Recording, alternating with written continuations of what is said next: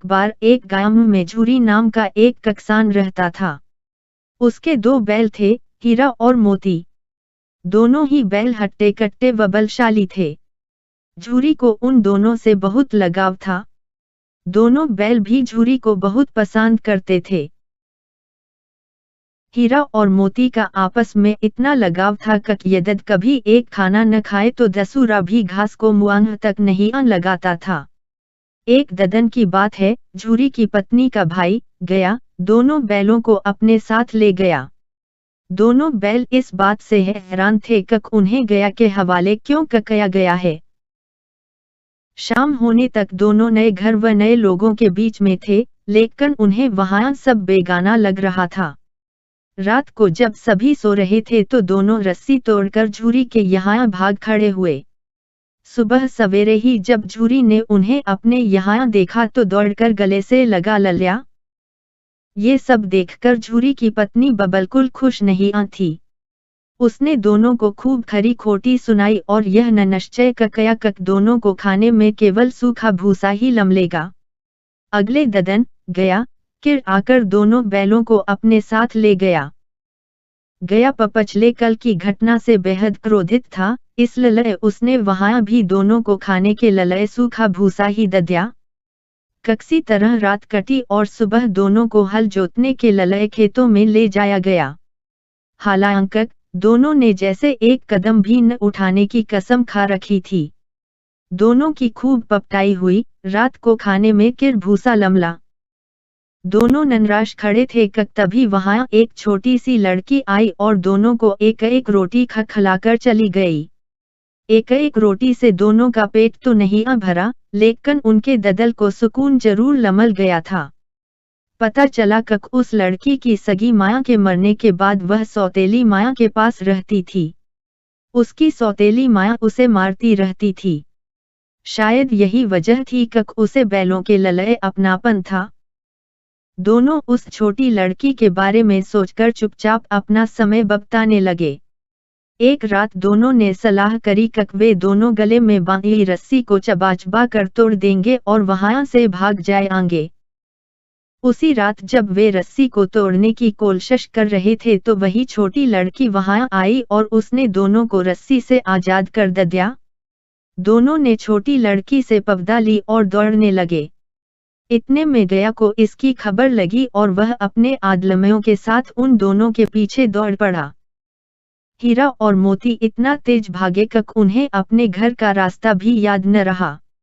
वे रास्ता भटक गए थे। दोनों को भागते भागते भूख भी लग पड़ी थी। रास्ते में मटर का एक खेत था, दोनों ने वहां जाकर जमकर मटर खाया। अभी दोनों खेत में चर ही रहे थे कि वहां एक सांड आ इमका। दोनों ने देहमत ददखाकर उसे वहां से खदेड़ दिया। इतने में मटर के खेत के सेवक हाथों में डांडा ललए आ पहुंचे। हीरा के पास भागने का मौका था, लेकिन जब उसने देखा कि सेवकों ने मोती को पकड़ लिया है तो वह लौट गया। दोनों बैलों को पकड़कर मवेशी खाने में बांध कर दिया गया। उस मवेशी खाने में बहुत से जानवर कैद थे। वहां कई बकरियां, घोड़े, भैंसे, गाय बांधिए थे, लेकिन किसी को भी खाने को कुछ नहीं दिया जाता था। इस वजह से सभी जानवर कमजोरी के कारण जमीन पर बेजान पड़े हुए थे। जब पूरा ददन बीत जाने पर भी खाने को कुछ न लमला तो हीरा के सब्र का बांध टूट गया। उसने बाड़े की कच्ची दीवार पर जोर से अपने सींग गड़ा दिए। इससे लमट्टी का एक टुकड़ा निकल आया।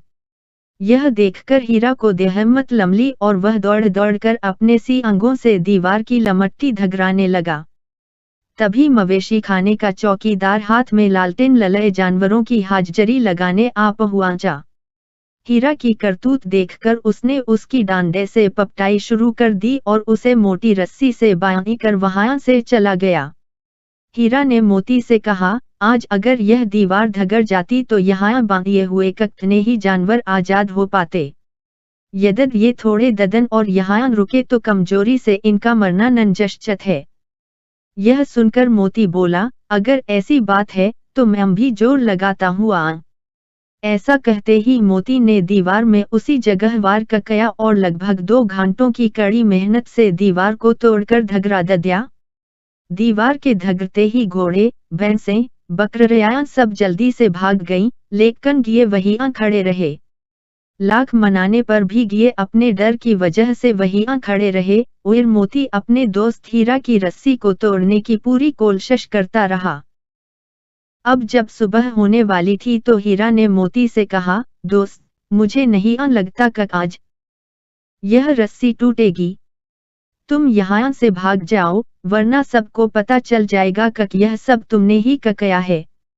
मुझे यहीं छोड़कर तुम चले जाओ।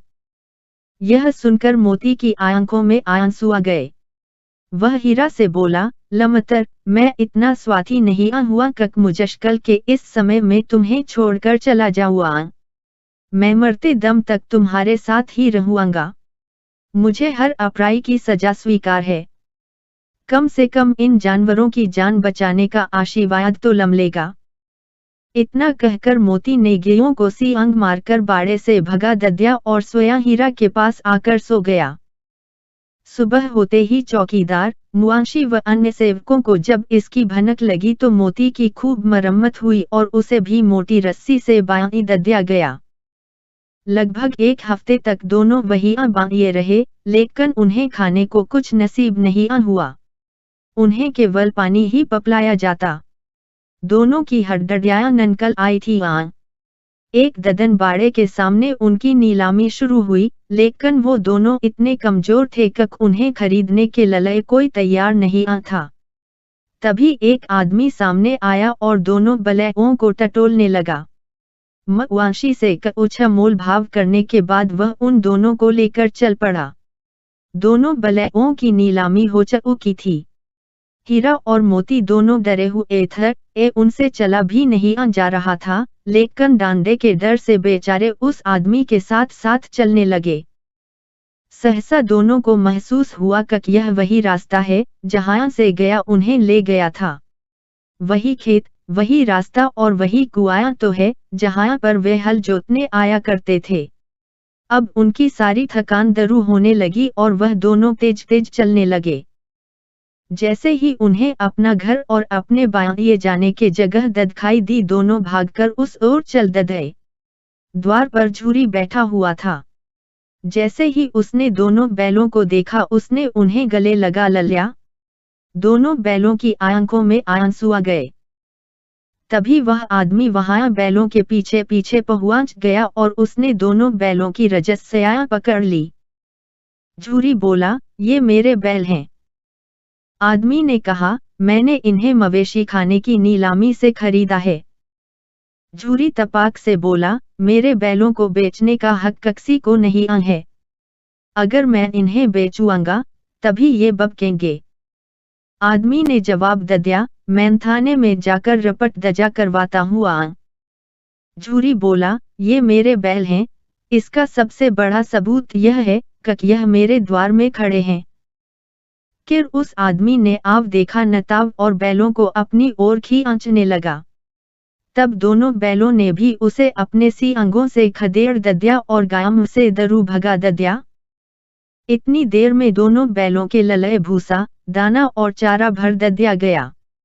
हीरा और मोती दोनों लमलकर चारा खाने लगे। झूरी साथ में खड़ा उन्हें सहला रहा था। तभी झूरी की पत्नी भी अंदर से आई और उसने दोनों बैलों के माथे चूम लिए और खूब प्यार दिया।